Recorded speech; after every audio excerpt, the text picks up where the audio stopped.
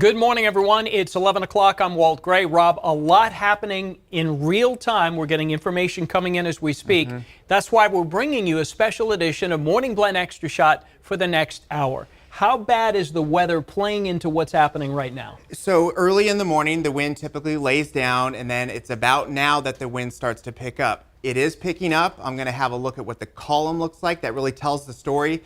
But for every major fire situation, it is almost always connected to the wind of the day, not only how strong it is, how dry it is, and also which direction it's blowing.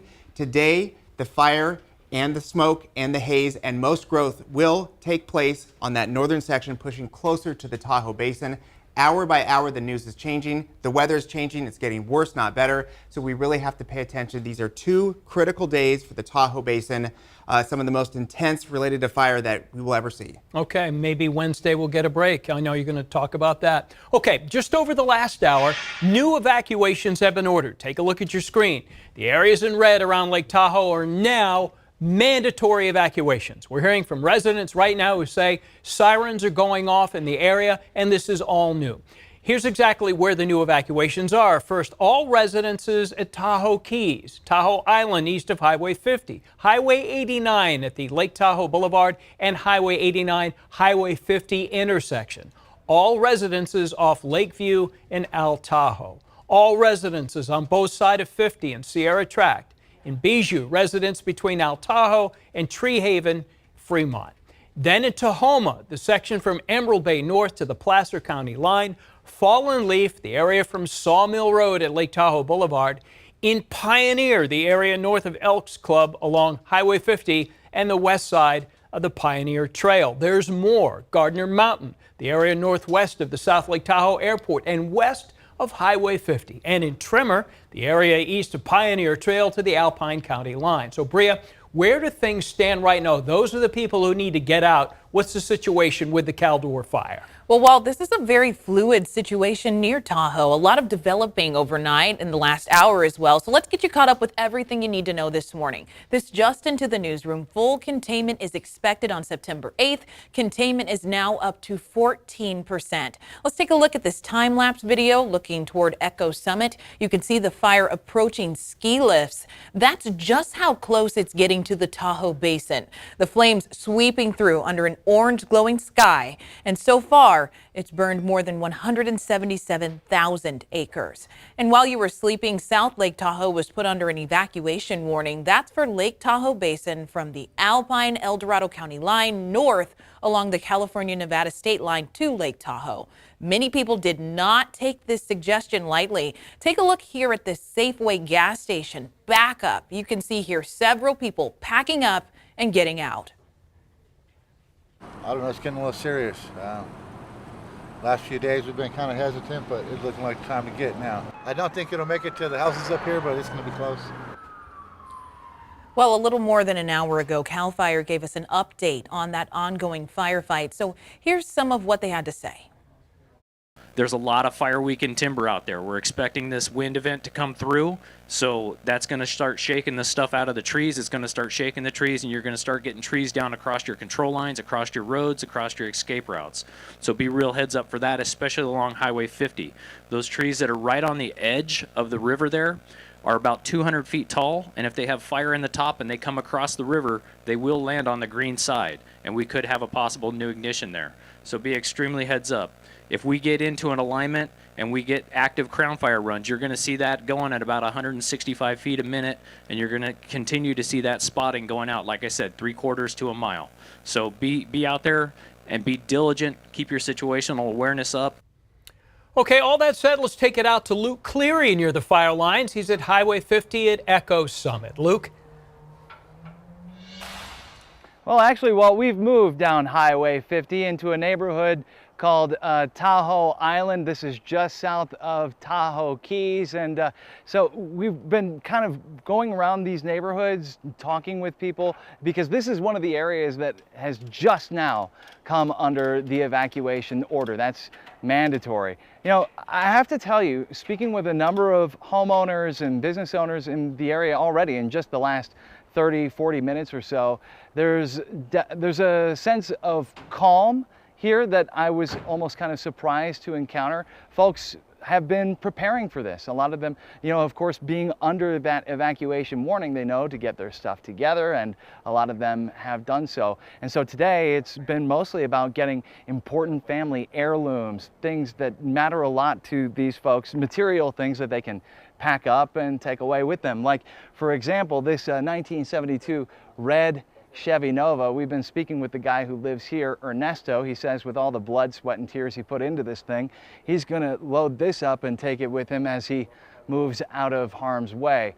So again, there's just a sense, I think, of preparedness here. We see RVs being loaded up, trucks with their beds full of people's things.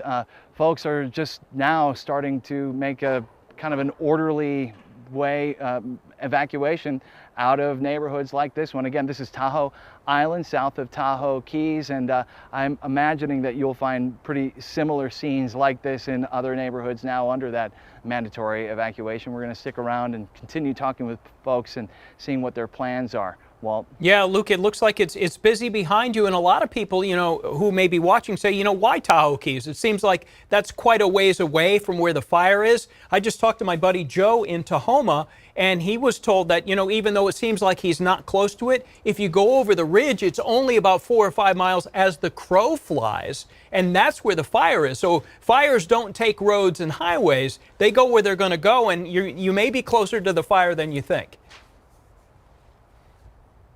That's a great point. Not only that, what we have seen in the last 24 hours or so is that those embercast spot fires are going further and further afield, so they can launch as far as 3/4 of a mile to a mile. Walt? Yeah, that's an excellent point. We're going to take that to Rob now.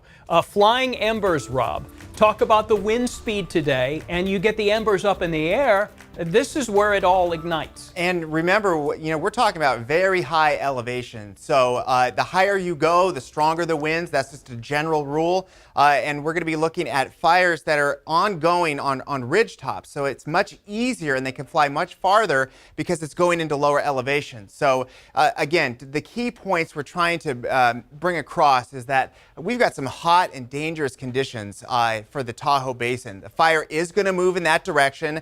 That's just the way that it's going to go. There will be moments where it is not. It depends on the wind. Fire does create its own weather and its own wind, but in general, that's what's happening. Remember, this air is dry, there's abundant fuels, and there's also an urban interface. It's the trifecta of a very difficult day. I kept talking this morning about the wind shifting. It has shifted, and now it's starting to move out of that southwest direction. So any fire growth, smoke, and haze, again, moving to the Tahoe Basin. It was capped earlier because we had some colder air. Now it's starting to poke through, so that means we expect rapid intensification of the fire conditions at the ground level, which again, here's Highway 50. There's that one turn going down into Myers and then ultimately South Lake Tahoe. This is 7,400 feet. This is much lower, right around 6,200 feet. So we do see potential for some long-range spotting. Today and tomorrow and now Wednesday are included in a red flag warning. So that means we're going to be looking at gusty winds, 30 to 35 miles per hour today. We're going to see the same thing for tomorrow, and they have now included Wednesday as well, all the way till 11 p.m. So now it's 3 days of critical fire weather. That is tough news, but that's brand new, just coming out. Brittany? Happening at 11:09, our traffic team looking out for you. I want to take you right to South Lake Tahoe. I want to show you the traffic as more folks evacuate. So big changes in the past hour. This is actually Wildwood as you approach 50 in South Lake Tahoe area. You can see slow going traffic, right? And take a look at the traffic conditions. You want to make sure you have those headlights on, those low beams on as we fight the smoke. I want to take you to this traffic camera. This is going to be US 50. You can see right here near Ski Run. Traffic is building. So I showed you this camera about an hour ago. It was pretty nice and quiet, but that has changed as more folks start to evacuate. So again, US 50 eastbound. Traffic is building in that area. Let's go to our traffic graphics. This is number one question we're getting into the newsroom for evacuation. So US 50 eastbound, South Lake Tahoe, all the way up to Carson City. This is your best bet. Van is in the area. She told us earlier, 89. This portion is now closed because some people wanted to take 89 and making their way up to 80. That right now is no longer an issue. All eyes on US 50 near South Lake Tahoe. I'll continue to update you on evacuation orders and evacuation traffic throughout the day, Bria. Brittany, thank you for that update. We want to get to some breaking news just into the newsroom. Barton Memorial Hospital now closed due to the threat of the Caldor Fire. All patients have been transferred to other regional facilities. Again, Barton Memorial Hospital in South Lake Tahoe is closed. And if you're in the Tahoe area, you want to keep in mind that a majority of residents and tourists have only one way out if the fire gets to town. That's Highway 50 East towards Nevada. So maybe you're strongly considering leaving, or you're not sure what you should do yet. Here's ABC 10's Brandon Ritteman explaining evacuation routes and safety zones. A lot of people imagine that surviving a wildfire means running far, far away. Not always. Every wildland firefighter constantly looks for two things, and so can you.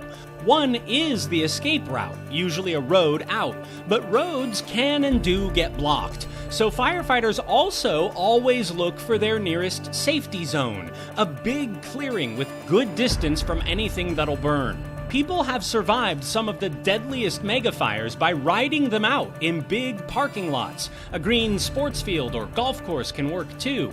Fires can be life and death. Escape is a good plan A. Learn to look for safety zones, and you'll also have a good plan B.